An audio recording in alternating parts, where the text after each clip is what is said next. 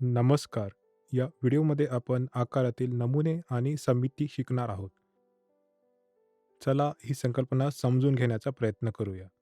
NCERTने हे विषय इयत्ता 1ली ते 5वीच्या विद्यार्थ्यांना शिकवण्याचे निर्देश दिले आहेत. चला या विषयांचे अन्वेषण करू आणि त्यांची मुख्य संकल्पना समजून घेऊ. चला तर मग या संकल्पना पाहू.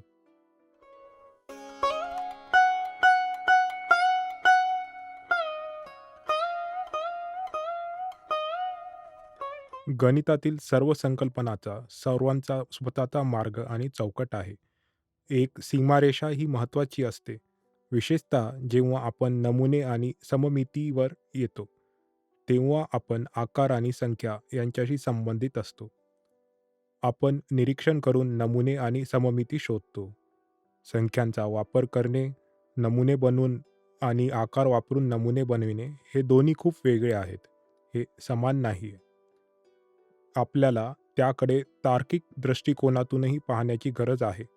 म्हणूनच या व्हिडिओमध्ये आकारांशी संबंधित संरचना पाहू आणि संरचनेने संबंधित संख्या पाहू. सममिती म्हणजे एखाद्या वस्तूची आरशातील प्रतिमा होय. आरशाच्या प्रतिमेत जर आपण अक्ष ओळखला तरच आपली उजवी आणि डावी बाजू जुळवण्यास सक्षम होऊ. संख्यांसोबत देखील असेच होते. चला एक संख्या घेऊ. समजा 181. आपण जेव्हा या संख्येच्या आरशातील प्रतिमेकडे बघतो, तेव्हा आपल्याला आरशातही 181 दिसतात. म्हणजे आपल्याला उजवीकडून डावीकडे पाहिले किंवा डावीकडून उजवीकडे पाहिले, तरी ही संख्या सारखीच दिसते. हे असे सर्व संख्यांबरोबर होईल का? उदाहरणार्थ 131 घ्या. नंतर 121 क्रमांक घ्या आणि निरीक्षण करा. जर आपण हे लिहिले आणि आरशात पाहिले तर आपल्याला दिसेल की संख्या उलट क्रमाने आहेत. म्हणून जेव्हा आपण संख्यात्मक सममिती पाहतो, तेव्हा केवळ काही संख्या सममितीय दिसतात. चला आपण हे लक्षात ठेवू आणि या व्हिडिओमध्ये सममिती समजून घेऊ.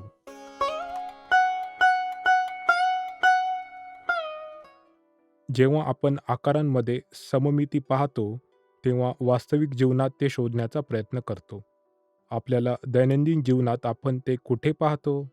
वास्तविक जीवनात आपण आकारांचे निरीक्षण कसे करतो? हे सोपे करण्यासाठी आपण या चौरस गणकांचा वापर करतो. चौरस गणक EVM फोममधून बनविलेले आहेत. म्हणून जर आपल्याला ते पाण्यात बुडवून त्यास फळ्यावर चिटकवायचे, तर ते सुमारे 2 तास चिटकून राहते. विद्यार्थ्यांना ते आकर्षक वाटतात आणि ते शिकण्यात एक विशेष अनुभव देतात. हे विविध आकार तयार करण्यात देखील उपयुक्त आहेत. आता आपण येथे काही उदाहरणे घेऊ. आपण हे लाल चौरस गणक पाण्यात बुडवून ते येथे चिटकवू. आता मी हा हिरवा गणक चिटकवतो. पुढे पिवळा आहे, त्यानंतर निळा आणि शेवटी केशरी रंग आहे. आता येथे पहा मी काय केले. पुन्हा लाल आणि हिरव्या रंग चिटकवला. सुरुवातीस तेथे लाल आणि हिरवा रंग होता. शेवटीही तिथे लाल आणि हिरवा रंग आहे. त्यानंतर काय असावे? किंवा पुढे काय असू शकते? फक्त निरीक्षण केल्यास आपल्याला कळेल. लाल आणि हिरव्यानंतर आपल्याकडे पिवळा आहे. आपल्याला पिवळा गणक घ्यावा लागेल आणि त्यानंतर पिवळा झाल्यावर आपल्याकडे निळा रंग आहे.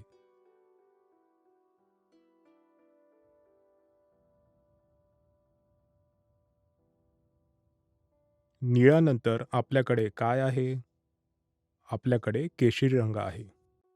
जर आपण रंगांचे निरीक्षण केले तर आपल्याला कळेल की आपल्याकडे लाल, हिरवा, पिवळा, निळा, केशरी. जर आपण पाहिले हे 5 आणि पुढील 5 यात काही साम्य आहे का? आपण त्याचे चांगल्या प्रकारे निरीक्षण केले तर आपल्याला हे कळेल की हे एक क्रमवार पद्धतीने पुढे चालू राहील. मला सांगा पुढचा रंग कोणता असेल?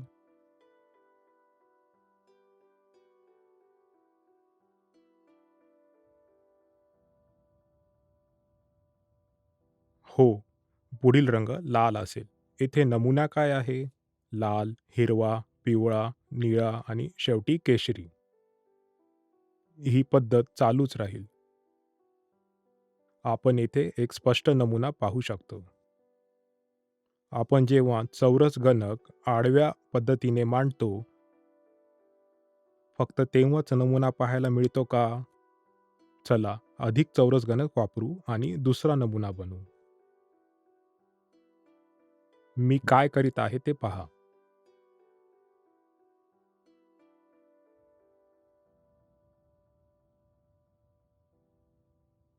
तुम्हाला सहज लक्षात येईल,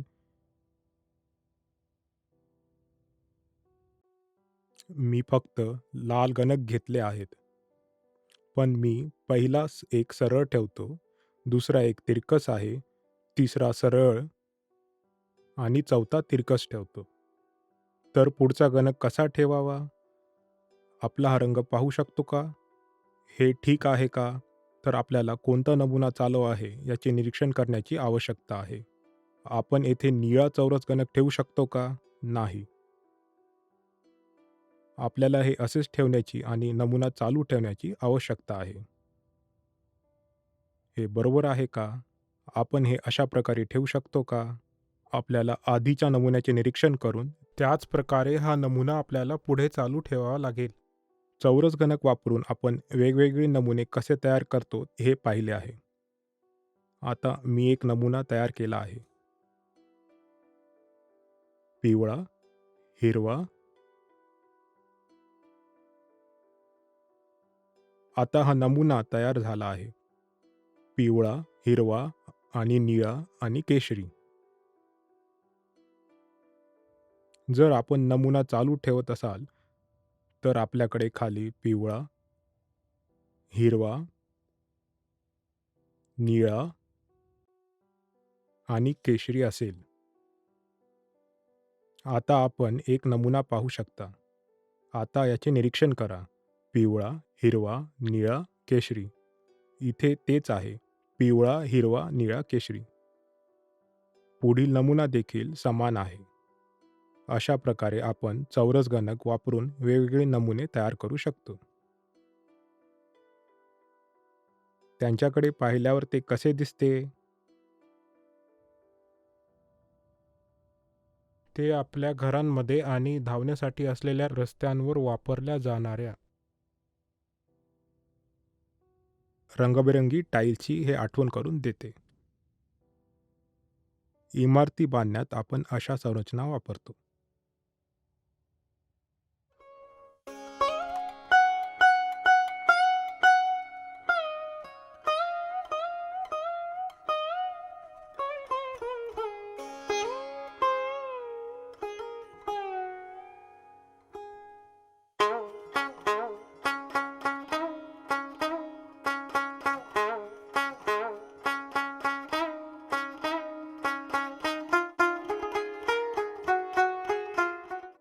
चौरस गणक वापरून आपण नमुना कसा तयार करू शकतो हे पाहिले आहे. आता काही अबॅकस रिंग्स वापरू. आता आपण या अबॅकस रिंग वापरून आपण नमुने कसे तयार करू शकतो ते पाहू. येथे माझ्याकडे पांढरे आणि लाल रिंग्स आहेत आणि नंतर निळा, पिवळा आणि हिरवा. मी येथे 5 रिंग्स ठेवले आहेत. पांढरा, लाल, निळा, पिवळा आणि हिरवा. आपण पांढऱ्यापासून सुरू होणारी समान पद्धत चालू ठेवू शकतो. ती पुन्हा सुरू करूया. आपण येथे एक पांढरी रिंग ठेवू. पुढे लाल आहे, तर आपण लाल रिंग ठेवूया. लाल झाल्यानंतर आपल्याकडे निळा आहे. त्याप्रमाणे आपण पुढे करू. पुढे पिवळा आहे, म्हणून मी एक पिवळी रिंग ठेवतो. पिवळी झाल्यावर तेथे हिरवे आहे. येथे माझ्याकडे एक संपूर्ण नमुना आहे. आपल्याकडे पांढरा, लाल, निळा, पिवळा आणि हिरवा रंग आहे. अशा प्रकारे आपण अबॅकस मनी वापरून एक नमुना तयार करतो. आपल्याला दैनंदिन जीवनात आपण असेच नमुने पाहू शकतो. आपण आपल्या सभोवतालच्या वस्तूंमध्ये अशा प्रकारचे नमुने पाहू शकतो. जर आपण मुलांना साधने दिली आणि त्यांना संधी दिली, तर विद्यार्थी विविध नमुने तयार करू शकतात. आता माझ्याकडे एक वेगळे साधन आहे. ही संख्या रेषा आहे. तुम्ही याचे निरीक्षण करा. याला संख्या रेषा म्हणतात. जर तुम्ही याच्याकडे लक्षपूर्वक पाहिले, तर तुम्हाला कळेल की यात मणी 2 वेगळ्या रंगाचे आहेत. हे पांढरे आहे आणि हे लाल आहे. पांढरा आणि लाल नंतर आपल्याकडे कोणता रंग आहे? आपण येथे एक नमुना शोधू शकतो का? हो, आपण करू शकतो. लाल, पांढरा आणि पांढरा. तीच पद्धत चालू आहे. आपण येथे एक नमुना नक्कीच पाहतो. आता मी हे पिवळे चौकोनी तुकडे वापरेन. मी एक पिवळा घन ठेवला आहे.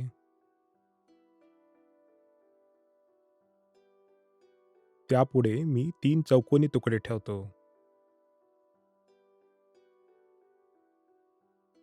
म्हणजेच मी एक आणि नंतर 3 चौकोनी तुकडे ठेवले आहेत.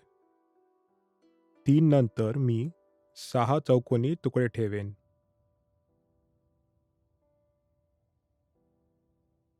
आणि 6 नंतर जर तुम्ही निरीक्षण केले,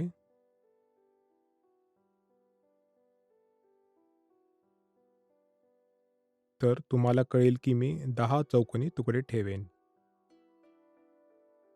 आपल्याकडे येथे एक पिवळा घन आहे. आपल्याकडे येथे 3 चौकोनी तुकडे आहेत. मग आपल्याकडे 1, 2, 3, 4, 5, 6 पिवळे चौकोनी तुकडे आहेत आणि येथे आपल्याकडे 1, 2, 3, 4, 5, 6, 7, 8, 9, 10 पिवळे चौकोनी तुकडे आहेत. आपण येथे संबंध पाहू शकतो का?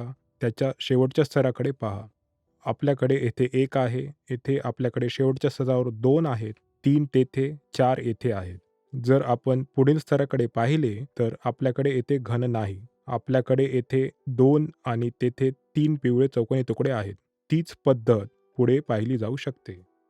आपल्याकडे एक पिवळा घन आहे. येथे 3, येथे 6 आणि येथे 10 आहेत. जेव्हा आपण हे आकार पाहतो, तेव्हा आपल्याला काही साम्य किंवा फरक आढळतो का? जर आपण ते पाहिले, तर 1 आणि 3 पिवळे चौकोनी तुकडे यांच्यात काय फरक आहे? 2. जर आपण आणखी एक नमुना पाहिला, तर दुसरा आणि तिसरा गट पहा. आपल्याकडे येथे 3 घन आहेत आणि येथे 6 आहेत. म्हणजेच 3 ने ते वाढले आहेत. तर 6 आणि 10 मधील फरक काय आहे? आपण हे पाहू शकतो की 4 चौकोनी तुकडे वाढले आहेत. इथे पाहिले तर आपल्याला कळेल की येथे फरक 2 आहे. त्यानंतर 3 चा फरक आहे आणि त्यानंतर 4 चा फरक आहे. पुढील काय फरक असावा? जर आपण थोडासा विचार केला, तर येथे आपल्याला आणखी 5 चौकोनी तुकडे जोडावे लागतील. जर आपण 10 मध्ये अजून 5 चौकोनी तुकडे जोडले, तर काय होईल? आपल्याला 15 पिवळे चौकोनी तुकडे मिळतील. आपण पुढे गेल्यास आणखी किती चौकोनी तुकडे जोडायचे आहेत? आपल्याला माहिती आहे की आपल्याला 6 चौकोनी तुकडे जोडावे लागतील. म्हणजेच आपल्याला 6 पिवळे तुकडे वाढवावे लागतील. हीच पद्धत अशीच वाढत राहील. आपण विद्यार्थ्यांना चौकोनी तुकडे देऊ शकतो आणि त्यांना नमुने तयार करण्याची संधी देऊ शकतो.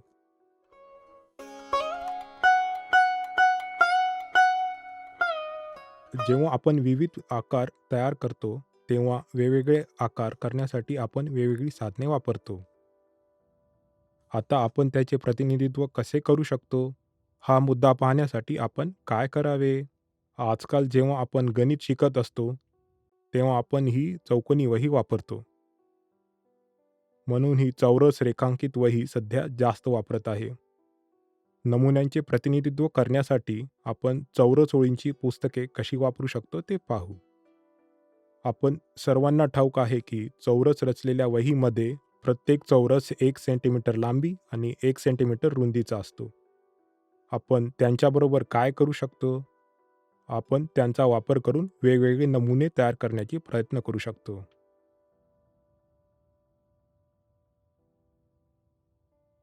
मी येथे काय केले?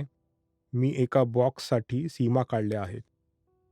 पुढे मी एका बॉक्सवर सीमारेषा काढेन आणि त्या बॉक्सला रेषांनी भरेल.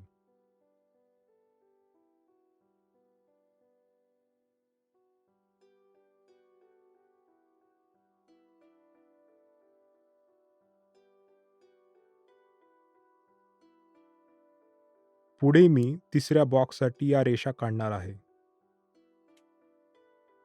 मी हे रिकामे ठेवतो आणि दुसरा बॉक्स काढतो. पुढे मी रेषा काढेल आणि त्या पूर्ण करीन.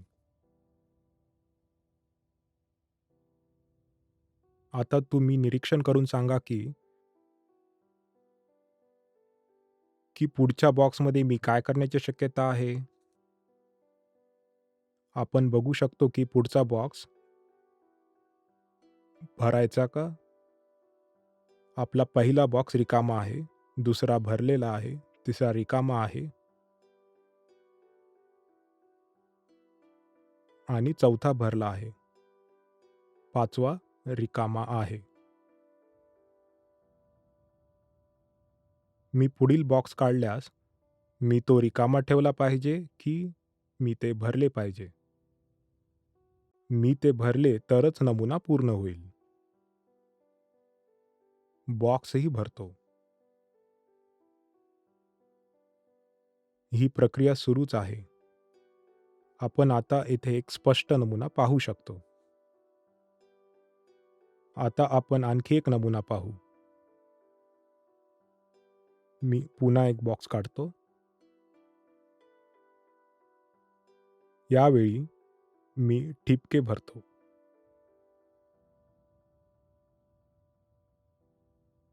मी दुसरा बॉक्स काढतो आणि त्याला ओळींनी भरतो. मी तिसरा बॉक्स काढतो आणि मी तो रिकामा ठेवतो.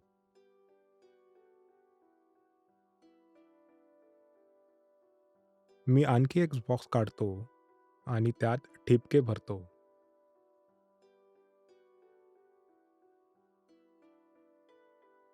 मी अजून एक बॉक्स काढतो आणि त्याला ओळींनी भरतो.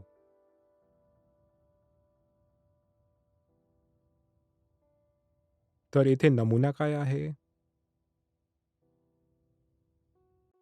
मी पहिला बॉक्स ठिपक्यांनी भरला, दुसरा ओळींनी आणि तिसरा रिकामा ठेवला. पुढील मध्ये बिंदू त्यानंतर ओळी आहेत. यापुढील बॉक्स काय असावा? ते रिकामे असले पाहिजे की आपण ते भरावे? निरीक्षणाद्वारे आपण ते रिकामे असले पाहिजे असे म्हणू शकतो. पुन्हा ही पद्धत पुढे अशीच चालू राहू शकते. यावरून आपण समजू शकतो की नमुने एकतर आडवे किंवा उभे असू शकतात किंवा ते इतर विविध आकारात असू शकतात. जसे नमुने तयार करण्यासाठी आपण चौरस रेखा असलेल्या पुस्तकांचा वापर केला, तसेच आपण वेगवेगळ्या दिशानिर्देशांमध्ये भिन्न नमुने तयार करू शकतो. आता ते कसे करायचे ते आपण पाहू.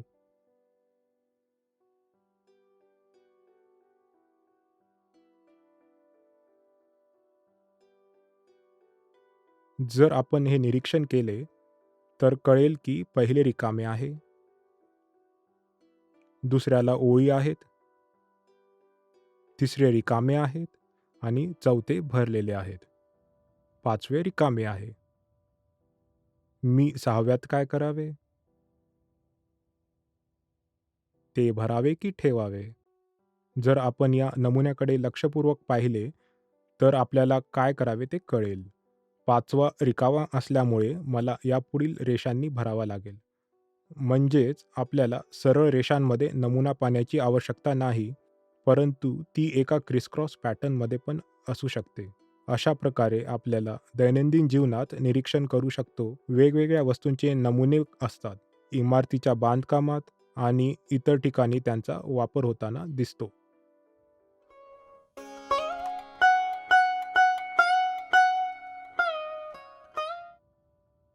आता सममिती कशी करावी किंवा सममिती कशी आहे ते कसे ओळखावे ते पाहू.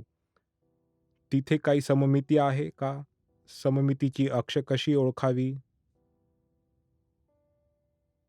प्रथम मी इंग्रजी अक्षर ए लिहीन. जर आपण त्यामधून एक सरळ रेष काढली आणि एका भागाची दुसऱ्या भागाशी तुलना केली, तर काय दिसेल आपल्याला? एक भाग दुसऱ्या भागाइतकाच आहे. चला अजून एक अक्षर पाहू. हे अक्षर ओ आहे. जेव्हा आपण त्यातून एक रेषा काढतो, तेव्हा तो आरशातील प्रतिमेसारखा दिसतो. तो अगदी दुसऱ्या भागासारखा दिसतो. उजवी बाजू आणि डावी बाजू सारखी दिसत आहे. हे आरशातील प्रतिमेसारखे दिसते. जर आपण दुसरे इंग्रजी अक्षर घेतले आणि आपण उभी रेष काढून त्यास मध्यभागी विभाजित केले, तर डाव्या आणि उजव्या बाजूचे काय झाले?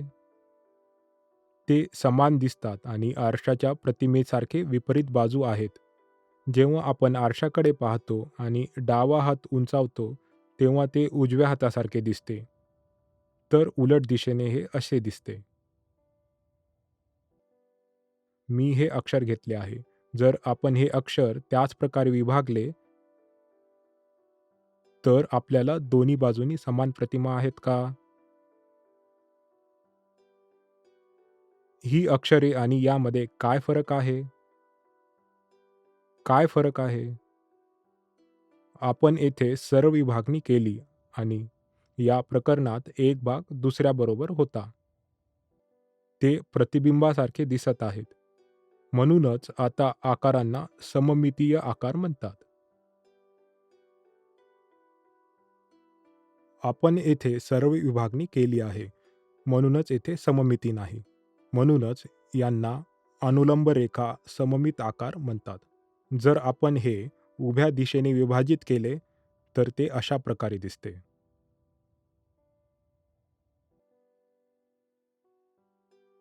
परंतु जर आपण हे अक्षर आडवे विभाजित केले, तर खालचे आणि वरचे भाग एकमेकांशी जुळतात. म्हणूनच त्यांना क्षैतिज सममिती म्हटले जाऊ शकते. क्षैतिज सममिती असलेले आकार. त्याचप्रमाणे आपण दुसऱ्या अक्षराकडे पाहू शकतो. हे एच आहे. आता ते पहा. जर आपण येथे उभ्या रेषेने विभाजन केले तर काय होते? किंवा जर आपण या मार्गाने त्याचे विभाजन केले तर? वरचा अर्धा आणि खालचा अर्धा, डावीकडील आणि उजवीकडील बाजू, ते उलट बाजूवर आहेत आणि एकमेकांशी जुळतात. ते काय दाखवतात? हे विरुद्ध दिशेने असल्यामुळे आपण असे म्हणू शकतो की हे उभे सममितीय आकार आहेत आणि हे क्षैतिज सममितीय आकार आहेत. अशा अक्षरांमध्ये समरूपता पाहायची होती आणि म्हणूनच मी त्यांचा वापर केला. आता आपण आकारांमध्ये सममिती पाहू शकतो. हा त्रिकोण आहे.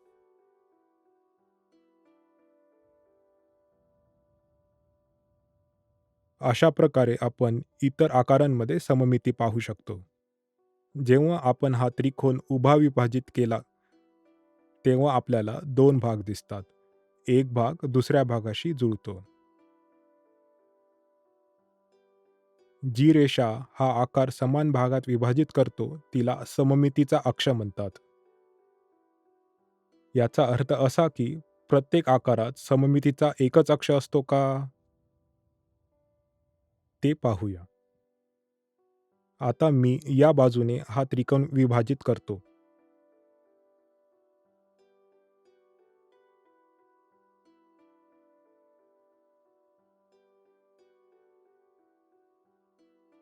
मी ही रेषा काढतो, तेव्हा त्रिकोणाचे दोन भाग होतात.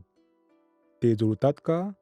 जेव्हा आपण निरीक्षण करतो, तेव्हा आपण समजू शकतो की जेव्हा आपण शिरोबिंदूंमधून त्रिकोण विभाजित करतो, तेव्हा त्रिकोणाची सममिती असते. हे इतर भागाचे प्रतिबिंब देते. तर सममितीचे किती अक्ष उपलब्ध आहेत? 1, 2, 3. येथे सममितीचे 3 अक्ष आहेत. असे असल्यास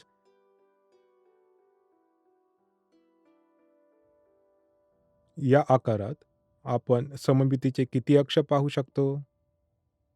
उभ्या अक्षाभोवती ते समान आहेत आणि आडव्या अक्षाभोवती ते समान आहेत. या आकारात आपल्याला सममितीचे 2 अक्ष दिसतात. कधी-कधी ते आपल्याला या शिरोबिंदूपासून याकडे एक रेषा काढायला सांगतात. परंतु कर्ण कधीही सममितीचा अक्ष म्हणून घेतले जात नाहीत. केवळ अनुलंब आणि क्षैतिज विभाजक सममितीचे अक्ष म्हणून घेतले जातात. तर हा त्रिकोण किंवा आयत असू शकतो किंवा चौरस असू शकतो. हे सर्व सममितीचे आकार आहेत.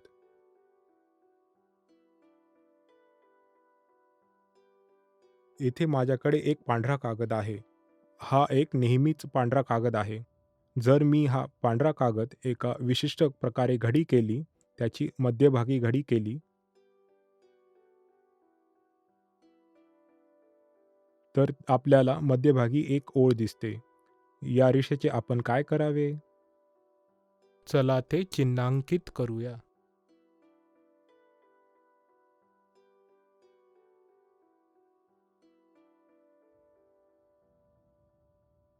मी काय चिन्हांकित केले? तो या आकाराचा सममितीचा अक्ष आहे. हा अक्ष का आहे? जेव्हा मी हा आकार दुमडतो, तेव्हा या आकाराची एक बाजू दुसऱ्या बाजूसारखी असते. आपण हे स्पष्टपणे पाहू शकतो. एका बाजू दुसऱ्या बाजूची समान आहे. या आकारात सुद्धा सममिती आहे आणि सममितीचा अक्ष ओळखू शकतो.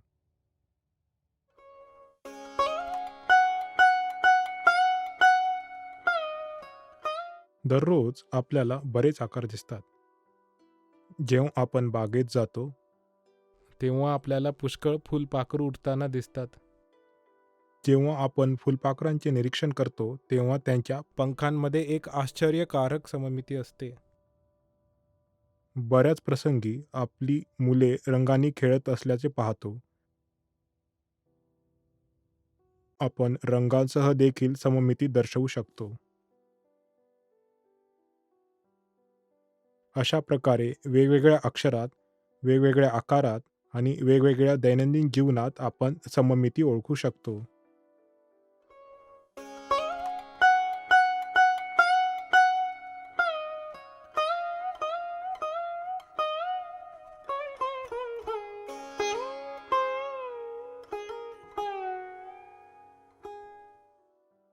ज्याप्रमाणे आपण अक्षरे आणि आकारांचे विभाजन करून सममिती आणि अक्ष ओळखू शकतो, त्याचप्रमाणे आपण आरसा घेऊ आणि सममिती आणि सममितीचा अक्ष कसे दिसतात ते पाहू.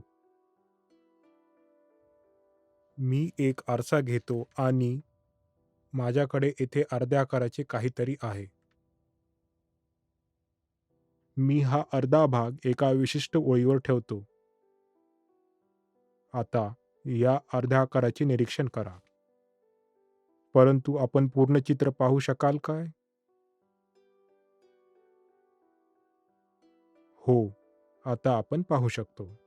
तो कोणत्या आकारासारखा दिसतो? ते एखाद्या झाडासारखे दिसते.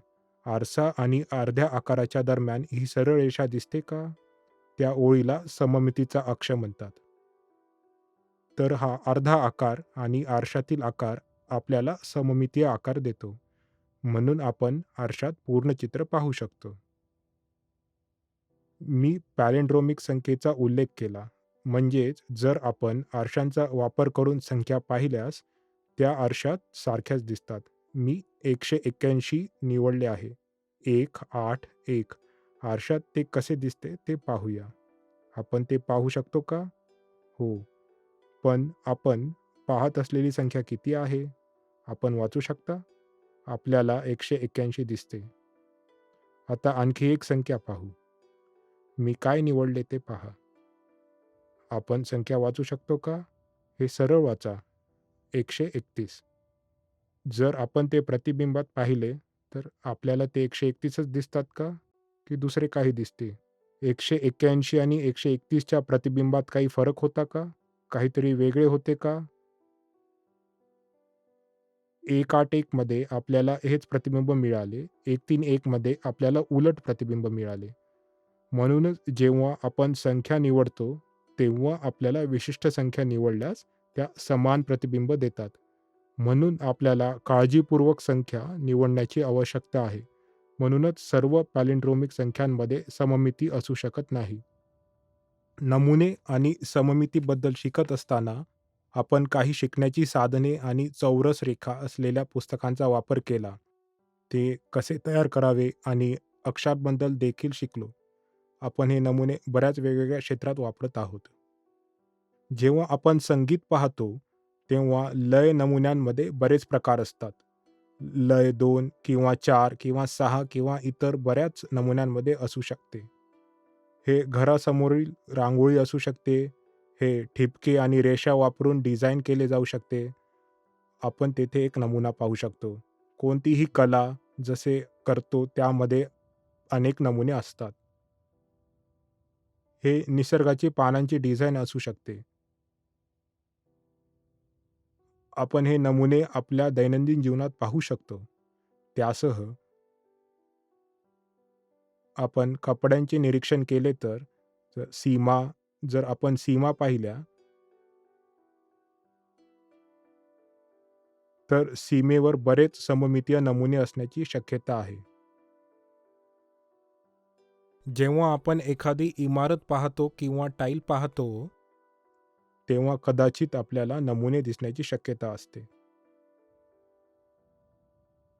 यापुढे जरी आपण सममितीच्या अक्षांवर चर्चा केली, तरी आपण अक्षरे आणि आकारांमध्ये सममिती पाहू शकतो. आपण इमारतींमध्ये सममिती पाहू शकतो. त्याचप्रमाणे प्रतिबिंब पाहताना आपण नमुने बघू शकतो. एकूण नमुने आणि सममिती या दोन्ही प्रक्रिया आपल्या कौशल्याला महत्त्व देतात आणि आपल्याला दैनंदिन जीवनात उपयुक्त आहेत.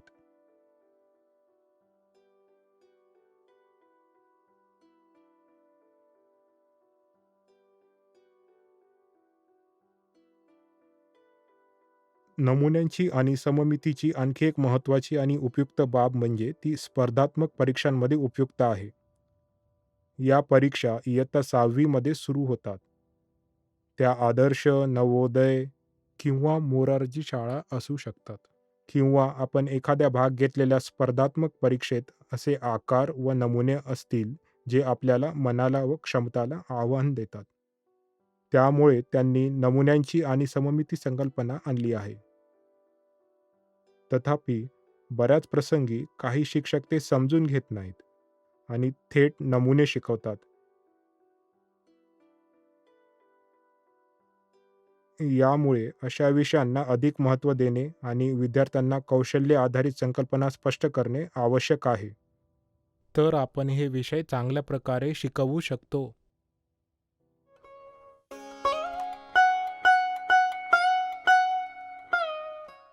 आपल्या दैनंदिन जीवनात नमुने आणि सममिती वापरण्याशिवाय आपल्याला या विषयाचे महत्त्व समजले आहे. तथापि, आकलन करताना आपल्याकडून चुका होणे सामान्य आहे. जेव्हा संकल्पना स्पष्ट नसेल, तेव्हा गैरसमज होतात.